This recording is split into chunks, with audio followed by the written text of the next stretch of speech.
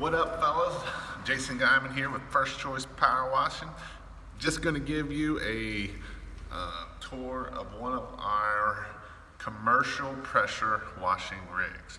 This one we use on 95% of our commercial pressure washing. Our commercial pressure washing, we do a ton of HOAs and apartment complexes and all that kind of stuff. I know when some people think commercial, you might think a lot of flat work. We don't do a lot of flat work. We do a lot of building washes and that kind of stuff. We'll come into a 12 or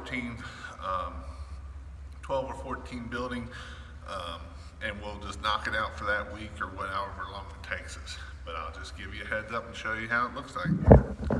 All right, so here it is. It's a Chevy. It's a 1-ton 3500. I believe it is a 2007, 6. I don't know what it is for sure, but it's an older one. It's a dually wheel, but in the front of it here, we have our reels.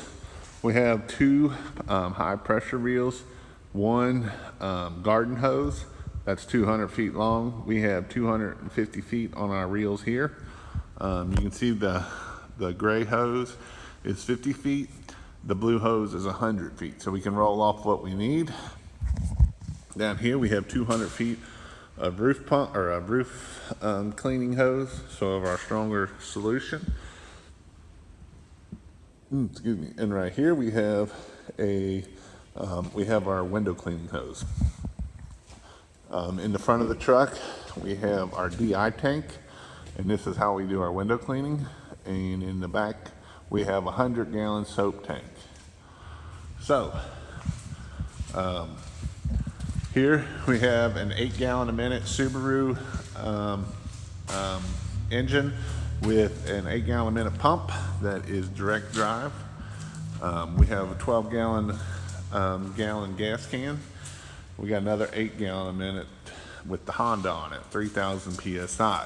So yes, this is why it's a commercial rig, is because we can run 2 pumps on this truck and 2 hoses, 2 pumps run 8 gallons a minute. So we're running 16 gallons again while we're cleaning and rinsing. One thing I mixed here is, this is one thing I made right here. Is so both my pressure lines that will come here, one with the soap, one with not, and then our soap valve here. So we can pull how much ever hose we need off our reel. We can come in and plug it in right there. One of my pumps is leaking through, and that's why we're leaking water. So we got to make sure our tank is empty. These 2 boxes here, we use electric hose reels, and the hose reels was right here, the solenoids for them. And with the solenoids, we were having a lot of issues last year. You can see I actually capped them off here, all our pressure hoses. The only one that's coming in is the garden hose and the window cleaning hose.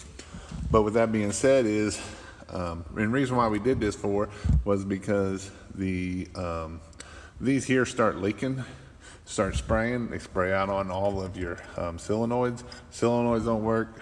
Electric hose reels don't work. So what I did this year is I actually ran and put them in these 2 boxes here. These 2 boxes have our relays in them. I don't know if it's going to work, but I'm going to give it a shot. It's better than what I had last year. These were going out about once every 6 to 8 weeks. And you got 5 of them on there, and they get expensive. And they get, not just, it ain't the expensive part, it's more of getting it fixed. But with that said, we got a place to keep our water fed pole. We got to get a cap for it. We got a 275-gallon tank for water that we can fill up. Right here, we're going to keep this room open for our surface cleaners. We'll need 2 8-gallon a minute surface cleaners. And then here's our 100-gallon tank. But there's our water-fed pole. Pump is this one right here. And then this one here is our roof pump. But like I say, this is our commercial rig. Does last year. So last year, That truck did, I think it was roughly almost 225, I think the numbers are, that truck there alone is how much we did in commercial, which would have been 90% on that truck. So those motors run a lot.